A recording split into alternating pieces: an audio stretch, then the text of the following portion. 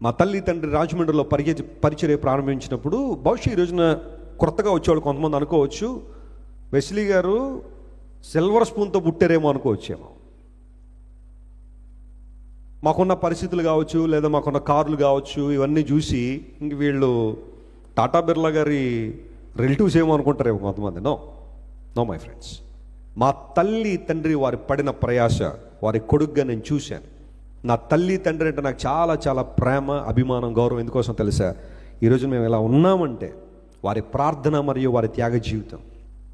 మా నాన్నగారు నందిగామ దగ్గర గండేపల్లి అనే ప్రాంతంలో వాక్యం చెప్పడానికి వెళ్ళారు.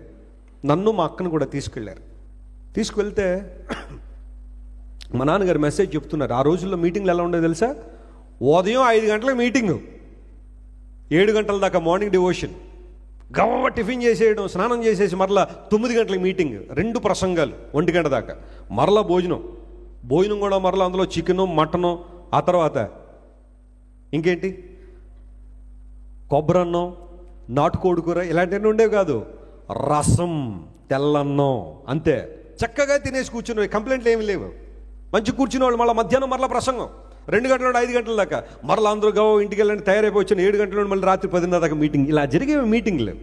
మా నాన్నగారు అలాగే చెప్తుండారు వాక్యం. రోజుకు 4-5 ప్రసంగాలు అలా నిలబడి వాక్యం చెబుతుండేవారు. గండేపల్లిలో వాక్యం చెబుతూ ఉంటే మా నాన్నగారికి ఎవరో ఒక కాగితం రాసి ఇచ్చారు. He was still preaching.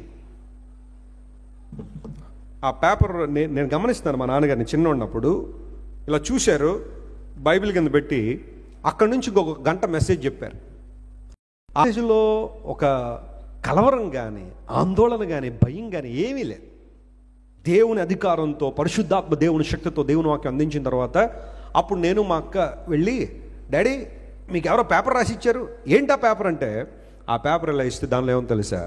Pastor గారు మీ ఇల్లు కాలిపోయిందని ఉంది దానిలో. మాకు అప్పుడు గడ్డిల్లు ఉండేది, స్ట్రా. ఇక్కడ తొర్రేడు అనే ప్రాంతంలో గడ్డి అమ్మేవారు. దాన్ని తీసుకొచ్చి గడ్డిల్లు వేసుకుంటే ఆ ఫైర్ వచ్చి మా ఇల్లు కాలిపోయింది. ఆ వర్తమానం మా నాన్నగారికి ఎవరో ఒక పేపర్ మీద రాసి ఇచ్చి ఆయన పెట్టారు.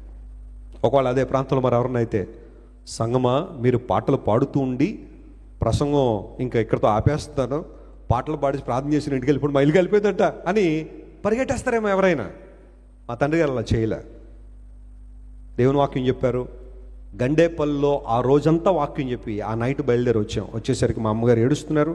అంటే ఏదో కోల్పోయిందనే బాధ కాదు, కానీ చాలా ప్రయాసపడి కట్టుకుని ఇల్లు అది.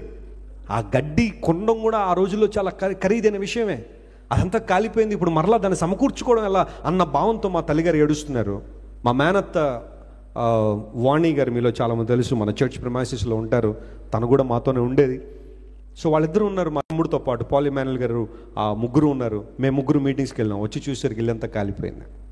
ఒకటే ప్రార్థన, ప్రభువా నీ సేవలో మేము బిజీగా ఉన్నాం, నీ పరిచర్యలో ఉన్నాం, జరిగిన నష్టం ఏదో దాని గురించి మేము బాధపడలేదు, కానీ మమ్మల్ని నిలబెట్టే దేవుడు, మమ్మల్ని స్థిరపరిచే దేవుడు, మమ్మల్ని వాడుకునే దేవుడు, మమ్మల్ని ప్రభువా నీ మహిమ కొరకు నిలబెట్టే దేవుడు అని మా నాన్నగారు అక్కడే నిలబడి 2 చేతులు ఎత్తి ప్రార్థన చేశారు. దేవుని బిడ్డలు అనేక మంది వచ్చి చూశారు ఆ పరిస్థితి. అనేక మంది సహాయం చేయడం ద్వారా మరలా ఆ ఇంటిని నిలబెట్టాం. ఈరోజు నేను చెప్తున్నాను, దేవుని సేవకునిగా కేవలం దేవుడు మా గృహాన్ని నిలబెట్టడం మాత్రమే కాదు, మా ద్వారా అనేక గృహాలను దేవుడు నిలబెడుతున్నాడు. అనేక మందికి ఆశీర్వాదకరంగా దేవుడు చేశాడు. కరోనా సమయంలో, పాండమిక్ సమయం వస్తే ఎవరో చెప్పారు నాకు, సంఘాల మధ్యలో ఆగిపోయినాయండి, కొన్ని ప్రార్థనా మందిరాలు కట్టడానికి ఇబ్బంది, ఫ్లోరింగ్లు అవ్వలేదు, లేదా కిటికీలు పెట్టలేదట, రూఫ్ అవ్వలేదట, స్లాబ్ వేయలేదట.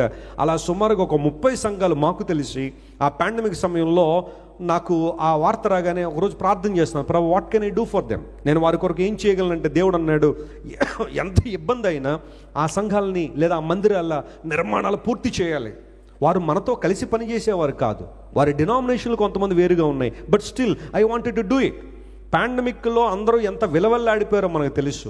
మనకు కూడా చాలా ఖర్చులు ఉన్నాయి. ఆ సమయంలో ఎంతోమంది దైవజనులకు సహకరించాం. సుమారుగా 6,000 మంది దేవుని సేవకులకు ఆర్థిక సహకారం చేయగలిగాం. ఆ సమయంలో మన సంఘం ద్వారా కోట్లాది రూపాయలు ఖర్చు పెట్టాం. బట్ స్టిల్ మరలా ఈ బాధ్యత వస్తే, ప్రభు నా వల్ల అవుతుందా? ఈ మందిరాలు సుమారుగా 30 మందిరాలు మరలా పునర్నిర్మాణం చేయడం అంటే అవుతుందా? పోనీ వారు మనతో కలిసి పనిచేస్తున్నారా?